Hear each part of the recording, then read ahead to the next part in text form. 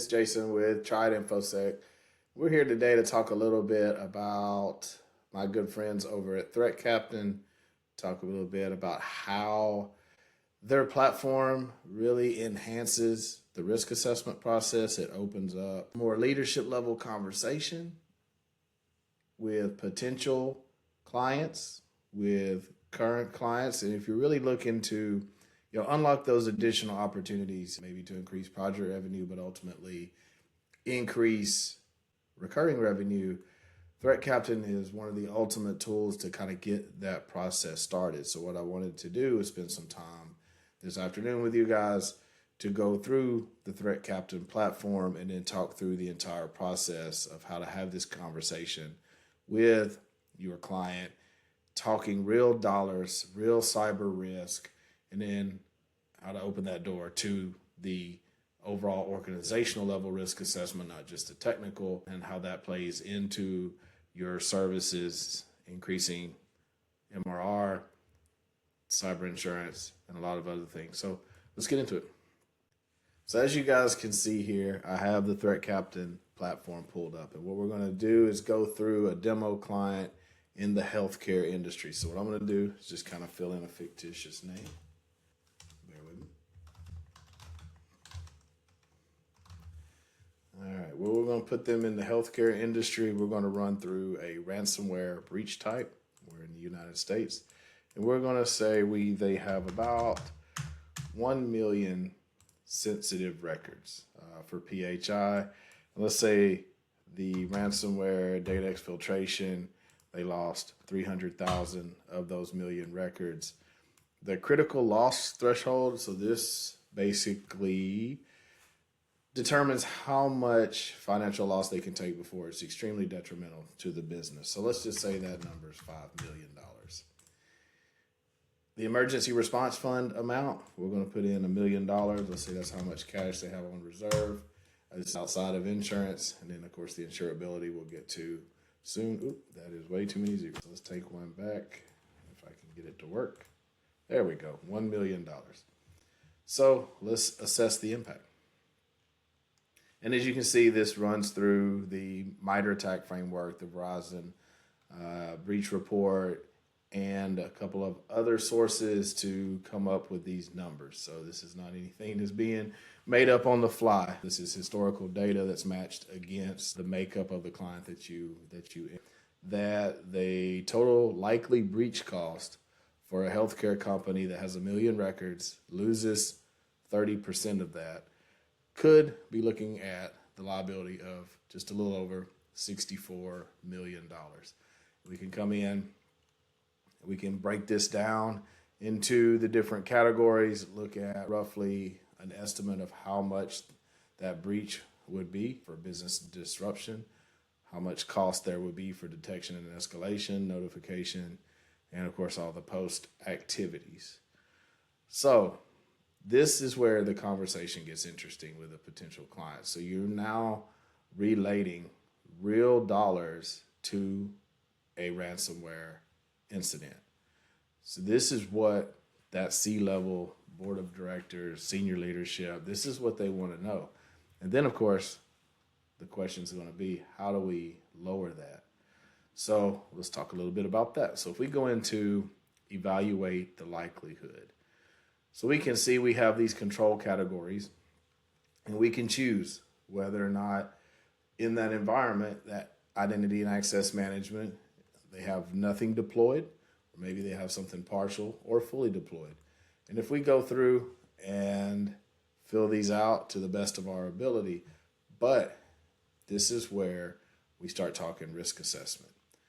So we talk to the client to say, look, Mr. Client, to really understand what controls you have that could drive down the likelihood and impact of this ransomware event, we really need to do a risk assessment. We'll come in, we'll run technical tools to assess the technical controls. We'll do some interview risk assessment questions to really get an idea around what you're doing for personnel security from HR. What are we doing for legal security? We'll talk to your inside or outside general counsel. We'll talk to the facilities management. Maybe there's still physical controls in place. So what we want to do is open that door to talk about risk assessment in the organizations as a whole. Yes, the technical control assessment is absolutely critical, but as we all know or should know, security goes well beyond just the technical scans. We really got to get into what are they doing around the people in the physical side and kind of marry that with the technical information we're able to gather. So let's say we've completed that risk assessment, and this is one that was in depth, so we definitely charge for that.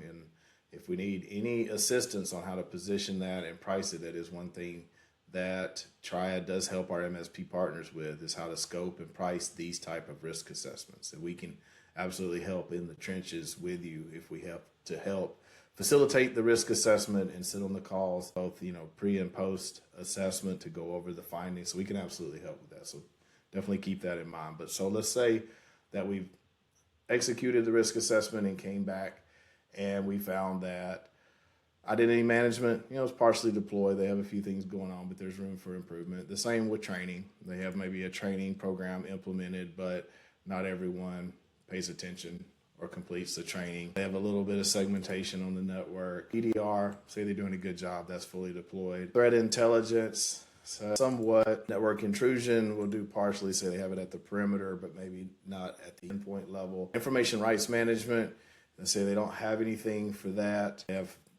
partially deployed, actually let's do fully deployed web filtering. Let's say they're using DNS filtering and web content filtering. So they're in good shape there. So nothing for content management, let's say, nothing for configuration management, and then they have a partially deployed GRC solution in the environment. So if we go ahead and assess the likelihood, we can go down here and look at the annual residual risk. So this is definitely what we want to pay attention to.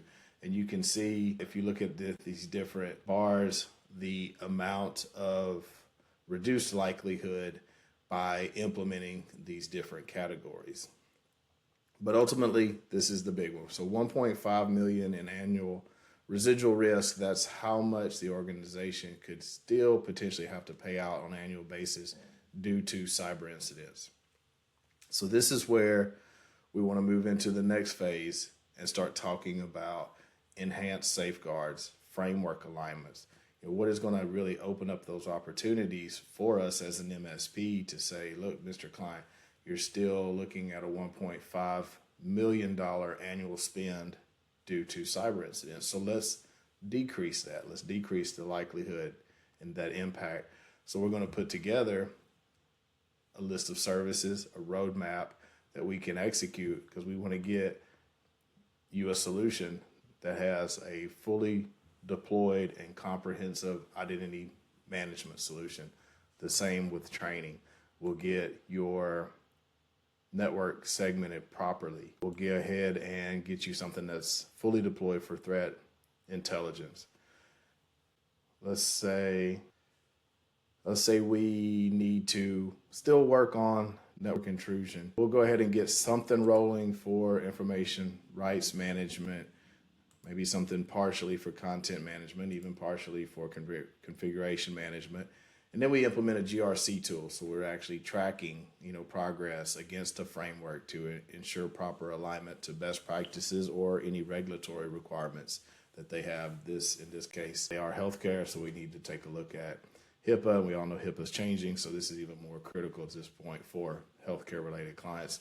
But the list goes on as far as the GRC systems go. So let's reassess this likelihood. Now you can see the annual residual risk was cut down almost by 90%, $142,000 and some change versus 1.5 million. And you can see the adjustments in the bars depending on the control category and whether or not we were able to fully implement that and use enhancements in those categories.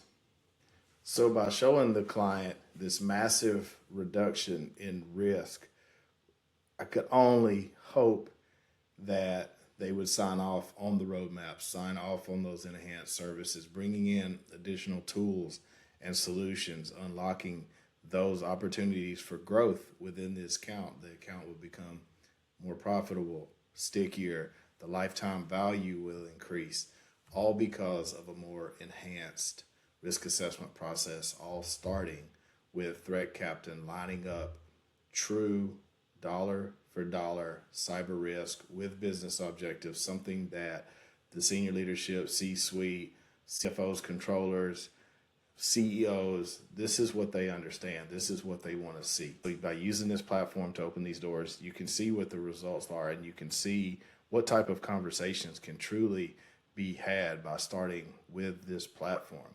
And it is something that we covered a few months ago on one of the podcasts or webinars that I did with ThreatCaptain, and I even had Fifth Wall to talk about insurability. And that's another key piece to this overall process is, you're still looking at $142,000 in this scenario of residual risk. So we want to make sure that that risk is transferred. Now, do you only need $142,000 in cyber insurance? Absolutely not. You need a lot more than that. So that's where the relationships with the guys at Fifth Wall will really help by understanding cyber insurability. Let them do a deep dive into this customer to find out exactly what level of cyber insurance they would need. Is it 3 million, 5 million? It's just beneficial to have someone like that come in that truly understands the market and what the needs are, because we don't want to suggest a certain amount of cyber coverage that's ultimately not enough. So we discussed all those in this webinar. So if you go to our YouTube channel and look for Triad InfoSec in your MSP, in the GRC trenches to drive revenue. We had a great discussion about all of these things. And of course, we are helping our partners every day to do these type of conversations, to do these type of risk assessments. If you have any questions, part of our partnership is training around these things. It's sitting with you, sitting with the customers until you feel comfortable doing so. We're actually going to have all of this built into our cyber leadership program called the Iron Arena that will be released sometime before the end of 2025. So be on the lookout for that. So I also wanted to show you real quick to kind of bring this to an end. So this is the report out of ThreatCaptain that, again, you can kind of reinforce this with your client. You can show them originally based on their organizational makeup, the potential breach is over 64 million, the breakdown, and it will get into the likelihood of what control families have been implemented, not implemented, or partially, the annual residual risk, and just help have that executive level conversation, because that's the difference maker, is having a conversation with the true dollars behind it that senior leadership and these larger organizations understand. So if you really want to get into larger clients, more mid-market, co-managed, this is a solution that you need.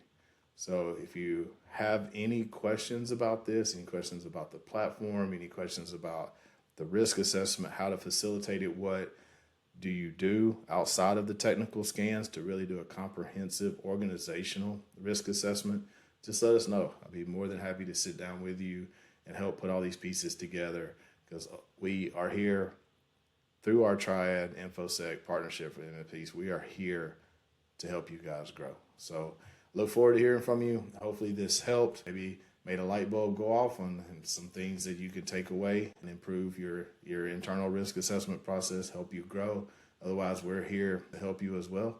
Whatever it takes, just let us know. We're here. Thank you.